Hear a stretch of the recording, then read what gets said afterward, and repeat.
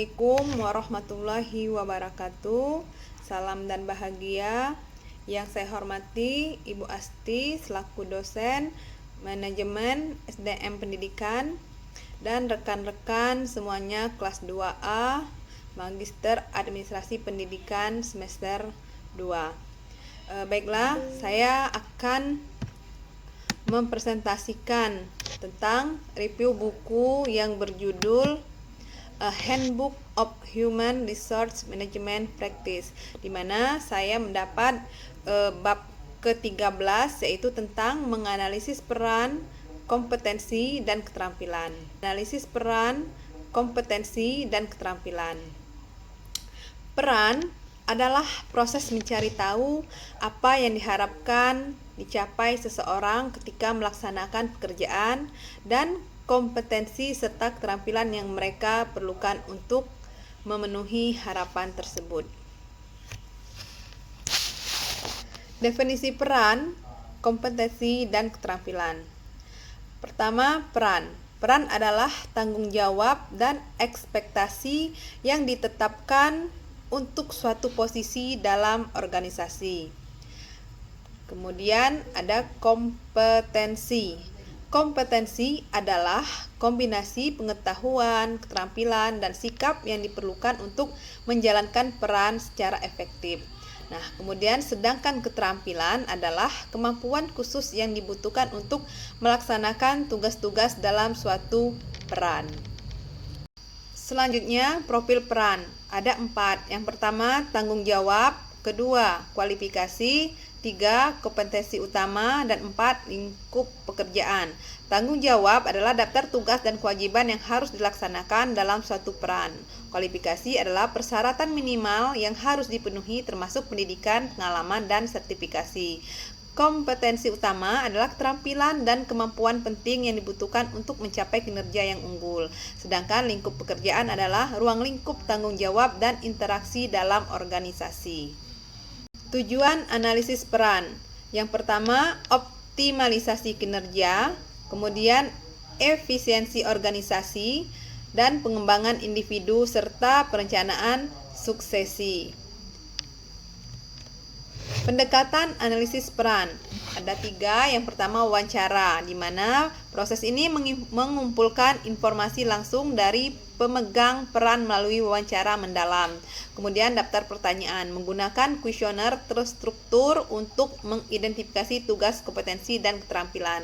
Selanjutnya yaitu adalah pengamatan, mengamati langsung karyawan dalam melaksanakan tugas dan memahami peran secara rinci. Pendekatan analisis peran. Ada 3. Yang pertama, wawancara, mengumpulkan informasi langsung dari pemegang peran melalui wawancara mendalam. Yang kedua, daftar pertanyaan, menggunakan kuesioner terstruktur untuk mengidentifikasi tugas, kompetensi, dan keterampilan. Yang ketiga, ada pengamatan, mengamati langsung karyawan dalam melaksanakan tugas untuk memahami peran secara rinci. Analisis peran dalam manajemen kinerja. Pertama, perencanaan kinerja, menetapkan tujuan dan ekspektasi kinerja berdasarkan analisis peran. Yang kedua, penilaian kinerja, mengevaluasi kinerja karyawan sesuai dengan profil peran yang telah dianalisis. Yang ketiga, pengembangan, merancang program pengembangan kompetensi dan keterampilan berdasarkan kebutuhan peran. Analisis peran dalam manajemen kinerja.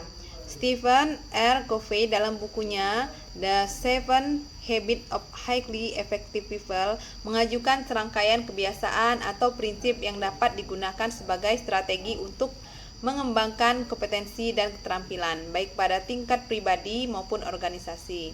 Berikut adalah cara beberapa kebiasaan tersebut dapat diterapkan dalam konteks pengembangan kompetensi dan keterampilan. Yang pertama ada be proactive, artinya menjadi aktif, proaktif.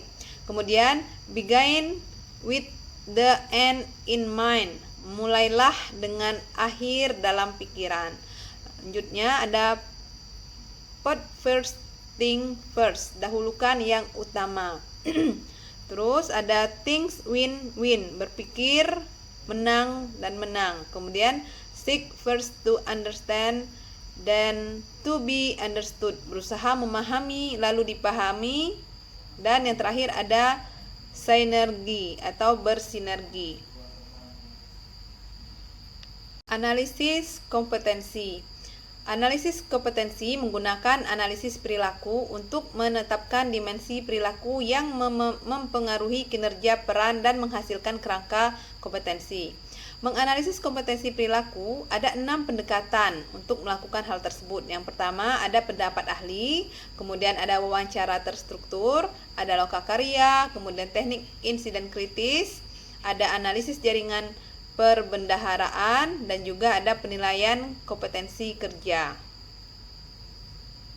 Teknik insiden kritis, teknik ini merupakan suatu cara untuk memperoleh data mengenai perilaku efektif atau kurang efektif yang dikaitkan dengan contoh kejadian aktual, insiden kritis.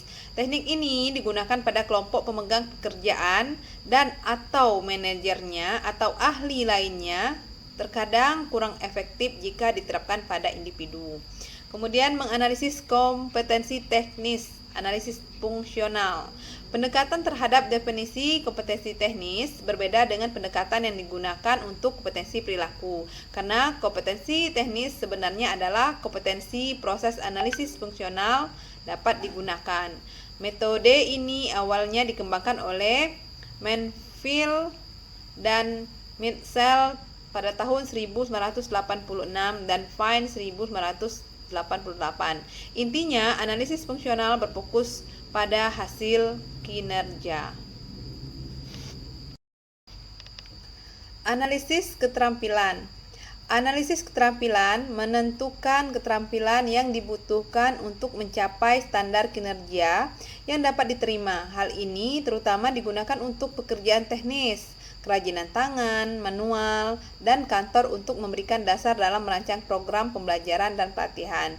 Analisis keterampilan dimulai dari analisis pekerjaan yang luas, namun tidak hanya mencakup rincian tentang apa yang harus dilakukan oleh pemegang pekerjaan, tetapi juga kemampuan dan keterampilan tertentu yang mereka perlukan untuk melakukannya. Teknik analisis keterampilan dijelaskan di bawah ini.